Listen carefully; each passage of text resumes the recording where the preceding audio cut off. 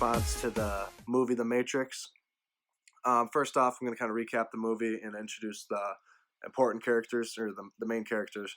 There are the agents, who are the people who are putting every human in the world through the simulation, which is the Matrix, is just the simulation that the people are in.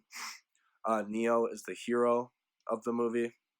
Morpheus finds the hero and helps Neo, and Trinity also helps Neo and also helps out Morpheus. They're like kind of on a team, but basically, um, all humans are being put through a simulation, which I think is real, and this is done by artificial intelligence because humans had developed it so far to the point where artificial intelligence took over and progressed much faster than the humans could, and they now feed off of uh, the electricity that flows to people's brains because it's stronger than any battery. I guess that's the best source of energy for them.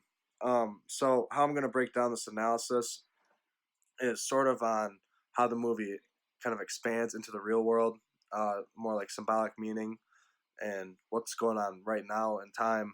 And then I'm going to look a little more in depth into the actual film and the theme of unlearning, which is for project number 5. I think for a more symbolic meaning, um, is it's hinting at the fact that if we let artificial intelligence get to a certain point where our lives are now consumed by it, then we lose all our free will and all of our freedom as humans. Obviously, I don't think it's hinting at the fact that robots are going to take over the world one day, but it could progress to a certain point where humans don't have sort of free will and control to their life or to their lives. Um, I think this expands the whole premise of unlearning throughout the movie was obviously Neo going through everything that he thought was real at one point, and then learning that uh, the agents actually um, control the humans, and he needed to realize that there is an actual real world because he was living within the Matrix. There is an actual real world that he needed to find access to. So he needed to relearn that sort of, or he needed to unlearn the fact that he was living in the real world. Um, I think this kind of hints at the fact that things that we have been taught our whole lives may not even be true one day, and that sort of revelation when we realize the things that uh, are true, it's very rewarding. Trying to start realizing that even though it's been engraved in our heads and it's all we know, that's not all there is. And I think that's what it's kind of really getting at. And this goes into education too, which is kind of the premise of project number 5, where um, kind of expanding outside of the movie now. Um, During high school, there are a lot of like I mean everything: study habits, classroom material, homework, time management, everything coming from high school to college has been unlearned and not exactly thrown away. The basis of it stays the same, but you tweak and you modify and you get new views of things to where you begin to start working better in that environment. There's a point in the movie where one of the agents, one of the bad guys, was talking to Morpheus. They had conquered him, or they had captured him, captured, and he was saying that the original Matrix was a world where everything was perfect and everyone was happy, and it was they said that it was complete chaos, and the reasoning for it was that people couldn't handle the world being perfect. If the world was perfect, everything would be boring. If the world was uh, insanely easy to understand from day one, from middle school to high school to college, uh, no learning would be necessary.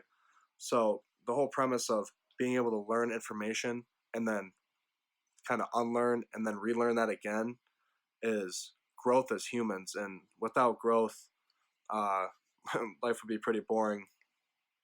And I think that kind of expands too that premise of if everything was perfect. Uh, the education system right now is not perfect, obviously. How fast technology has progressed, the education system isn't able to keep up with that whatsoever.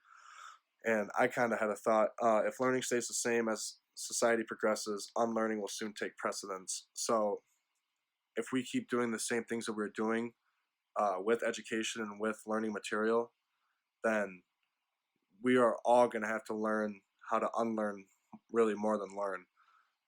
So being able to kind of adjust to these new times now, where this is going back to what we watched in class the other day, but people were like my parents' generation, they went to school, you did good in school, you got a degree, you got a good degree, and you just got a good job. And that's sort of just how that was. Well, it's not like that anymore. Kids are getting out of school and they're in debt, and they didn't network enough in high school. They didn't talk, or not in high school, but in college, they didn't talk to enough people or make the right connections, and now they're thousands of dollars in debt, and they can't find a job with their degree. So, just sort of as society progresses, we're gonna have to start unlearning even better, and we unlearn it to the point of that is the new norm. That is the new way that we do learn, and we won't have to do as much unlearning until technology progresses even more again. Sort of like a full cycle. But I feel that this movie kind of really expands outside of the classroom and really hits on that point of unlearning that if we just continually keep doing things the same way, but technology is progressing faster than the way we're being taught, people are going to get left behind, and people are going to start needing to figure out how to unlearn the information that they were taught when they were younger. That is my response to the movie The Matrix.